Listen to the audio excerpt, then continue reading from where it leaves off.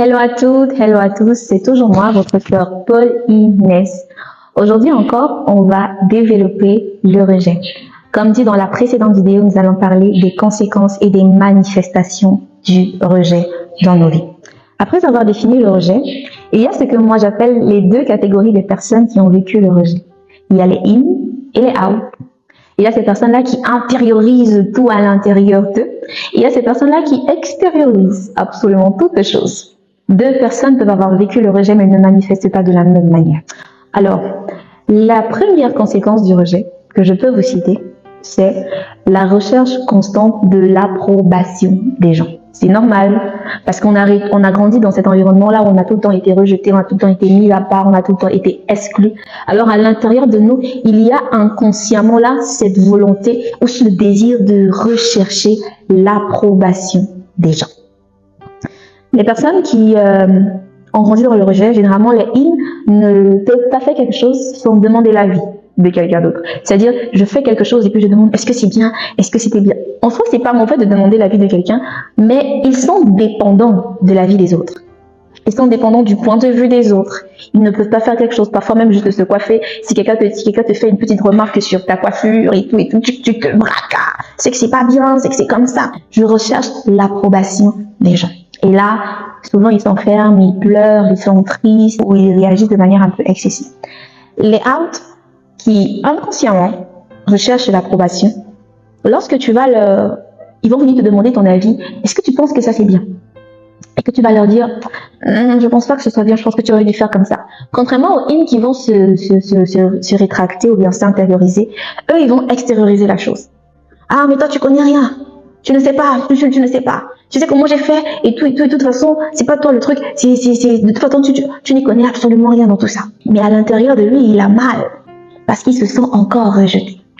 La deuxième cause, la deuxième manifestation du rejet, c'est l'orgueil. Oui, l'orgueil. Chez les in, l'orgueil est beaucoup plus subtil. Ils pensent souvent ne rien mériter, ne pas mériter le bonheur, ne pas mériter ceci. Et ils le cachent sous ce qu'ils appellent l'humilité.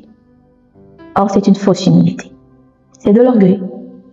Lorsqu'on te donne quelque chose et que tu penses non, je ne veux pas ci, moi je ne veux pas qu'on me donne ça, moi je préfère qu'on me fasse comme ça, je ne veux pas ci, je ne veux pas ça, c'est de l'orgueil. Je suis désolée de le dire, mais c'est de l'orgueil.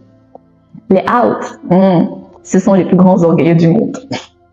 Ils ont vécu le rejet, mais tellement on les a rejetés en fait, qu'ils ont décidé eux-mêmes de bâtir une forte estime d'eux-mêmes. Alors lorsque tu viens dans leur vie pour essayer encore de critiquer, même juste peut-être le pantalon qu'ils portent, tu dis peut-être que non, tu sais le trait qui est sur ton pantalon, si vraiment tu aurais dû mettre ça comme ça, ils vont, comme on dit chez nous là, ils vont descendre sur toi. En gros, l'orgueil est beaucoup plus subtil chez les in, mais chez les out, il est très visible. Très souvent, les personnes orgueilleuses, celles qu'on traite d'orgueilleuses et tout, vous fouillerez à l'intérieur d'eux, ce sont des personnes qui ont grandi dans le rejet. Et parce qu'ils ont été rejetés dans leur vie, ils ont décidé de ne plus jamais vivre ça. Et du coup, de bâtir une forte estime de soi afin que personne ne les atteigne. Mais malheureusement, ce n'est pas ça la solution. La troisième cause du rejet, c'est la peur de l'échec. Parce que tu as peur, parce que tu as grandi dans cet environnement où on t'a tout le temps rejeté, alors tu as peur d'essayer les choses, tu as peur d'échouer. Parce que tu sais que lorsque tu échoues, les doigts seront posés sur toi, le regard sera mis sur toi. Et tu vas te dire, ah non, j'ai encore échoué sur ça, et ça va encore déprécier l'image ou la valeur que tu penses avoir. Alors les in, souvent, ils n'essaient pas. Ils n'essaient tout simplement pas, parce qu'ils se disent, si j'essaie ça et que ça rate, ça va pas donner. Ce sont des gens qui ont peur de se lancer dans des projets. Ce sont des gens qui ont peur de se lancer dans des relations, des gens qui réfléchissent beaucoup.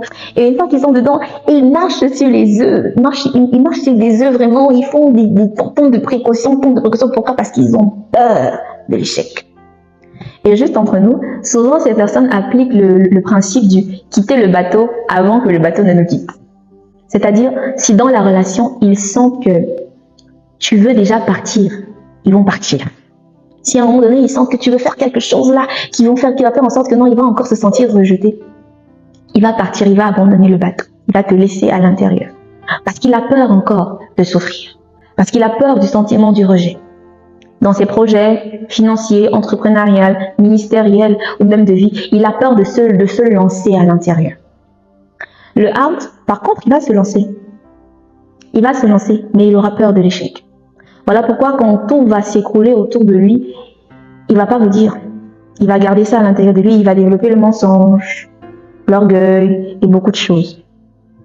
Et enfin, la conséquence qui n'est pas la moindre, c'est la mauvaise estime de soi. On a parlé des mensonges dans la première vidéo et aujourd'hui je reviens encore avec. Le rejet engendre la mauvaise estime de soi, une dépréciation de soi-même, de son corps, de sa personnalité, de qui on est. Ce sont des personnes qui ne s'aiment pas, souvent. Ça, c'est pour les in. Les in ne s'aiment pas, ne s'apprécient pas. Souvent, ils préfèrent aimer les autres au lieu de s'aimer eux-mêmes parce qu'ils ne se trouvent pas dignes de l'amour.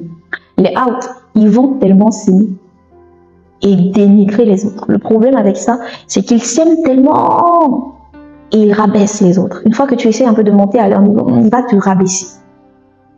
Mais tu ne te rends pas compte que c'est parce qu'il a grandi dans le rejet. C'est un peu ce que je pouvais citer des conséquences et des manifestations du rejet. Il y en a tellement, mais on va d'abord s'appuyer sur ces quelques définitions. Merci à tous d'avoir suivi cette vidéo-là. On se retrouve prochainement pour un dernier thème très important.